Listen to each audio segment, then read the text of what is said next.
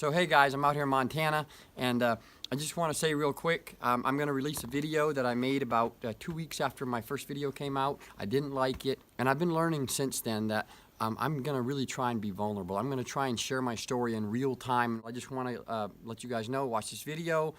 It's something that I was really feeling empowered to speak about, and so here in the next couple days, I'm actually going to make another one about what's been happening in my life the past 3 months. But first, watch this old video that I made a while ago.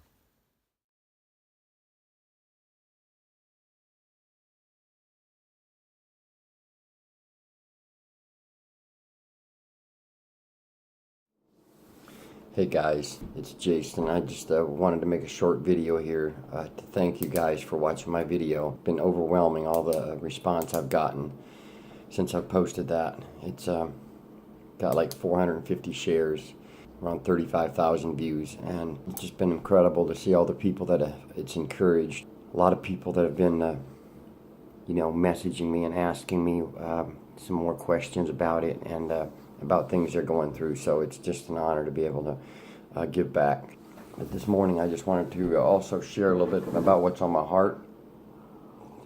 I've been in a really good place, man. I'm staying connected to the church, to my friends, and that's one thing I wanted to just comment on, is that how important it is to stay connected, to be around good people, to not allow yourself to be too isolated.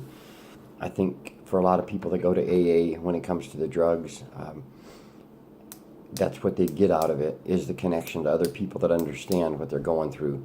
You know, for me, I don't hardly go to any of those meetings, but I think it's a great thing if you don't have other people that you can be around consistently. I'm really blessed to have a big family and to have good people that I enjoy hanging out with. We have some small cell groups from church that we go to. I went to one last night at my pastor's house in Canton, and I had a really good time.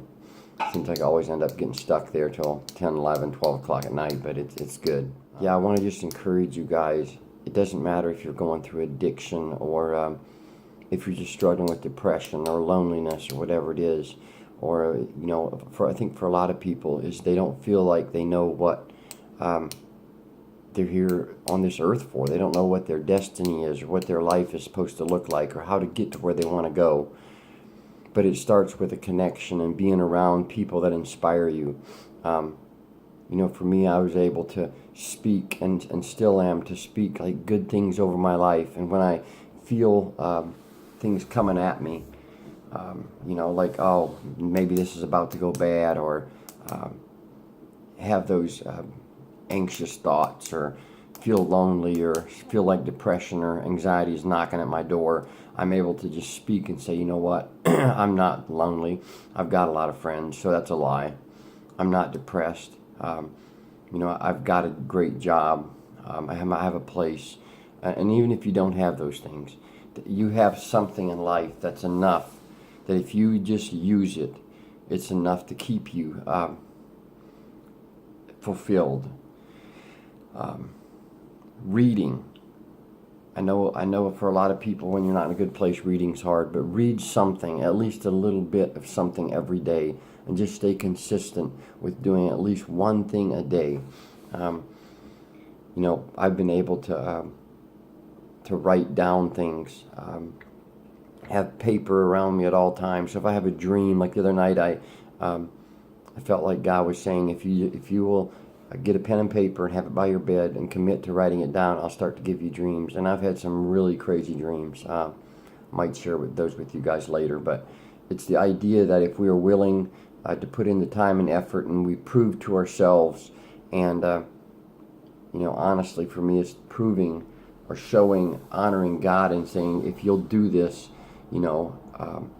if I have revelation, I'll write it down, or I'll talk about it, and committing to doing it, and it just seems to really change the way that I get it, and the consistency of what I begin to hear in my spirit that's going to keep me on that road to something good, and keep me out of those funks and those down, where we get so down on ourselves. So, I just want to encourage you guys, stay connected. Find somebody you can talk to.